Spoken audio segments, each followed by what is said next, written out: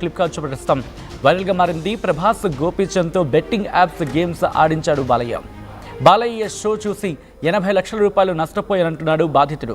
బాలయ్యపై case పెడతానంటున్నాడు నెల్లూరుకు చెందిన బాధితుడు.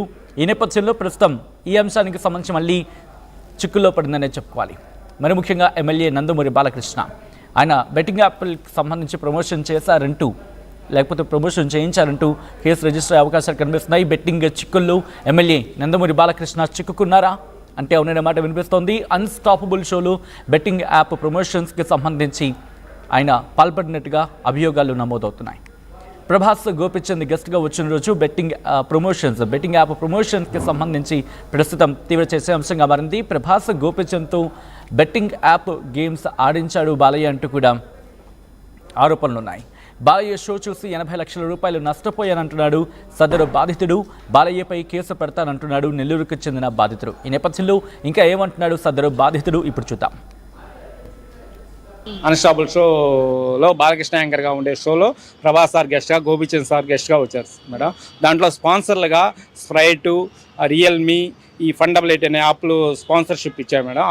ఆ స్పాన్సర్షిప్ అవి చూసి దాంట్లో ఫండబులేట్ యాప్ని ఏంటి అనేది డౌన్లోడ్ చేసుకున్నాం మేడం. డౌన్లోడ్ చేసుకున్నాక ఇట్లా గేమ్స్ ఆడాలనేటివి ఉన్నాయి మేడం. అవి అలవాటు పడిపోయాను మేడం. అంటే ఎట్లా మొదట ఎలా స్టార్ట్ చేస్తారు, ఎప్పుడు స్టార్ట్ చేస్తారు? 2 years బ్యాక్ స్టార్ట్ చేశాను మేడం. 2023లో స్టార్ట్ చేశాను మేడం ఈ యాప్ని. చేసినప్పుడు అదే కొంత అమౌంట్ పెడితే వస్తాయని యూట్యూబ్లో, ఫేస్బుక్లో ఇట్లాగే యాప్ ఫండబులేట్ యాప్ ప్రమోషన్స్ కూడా వచ్చాయి మేడం. యూట్యూబ్లో, ఫేస్బుక్లో వస్తూ ఉండేది.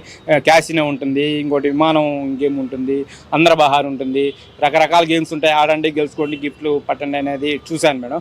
అలాగే బాలకృష్ణ సార్ కూడా ప్రభాస్ సార్కి ఒక గిఫ్ట్ ఇస్తూ అదే ఫండబులేట్ బాక్స్ ఒకటి ఇస్తూ దీంట్లో ఫండబులేట్ గేమ్స్ ఉంటాయి, ఆడండి, గిఫ్ట్లు కొట్టండి అని చెప్పి ప్రభాస్ సార్కి, గోపీచంద్ ఒక గిఫ్ట్ ఇస్తారు సార్ మేడం. సరే అది ఏదో గిఫ్ట్లు వస్తాయి, ఏదో డబ్బులు వస్తాయని ఆశతో గేమ్ డౌన్లోడ్ చేసుకుని ఆడాను మేడం. నేను ఆడితే ముందు 10,000 పెట్టా, 18,000 వరకు వచ్చి అలా 1.5 నెలలో 3 లక్షల వరకు మనకి మనీ వచ్చాయి మేడం, ఎర్న్ అయినాయి మేడం.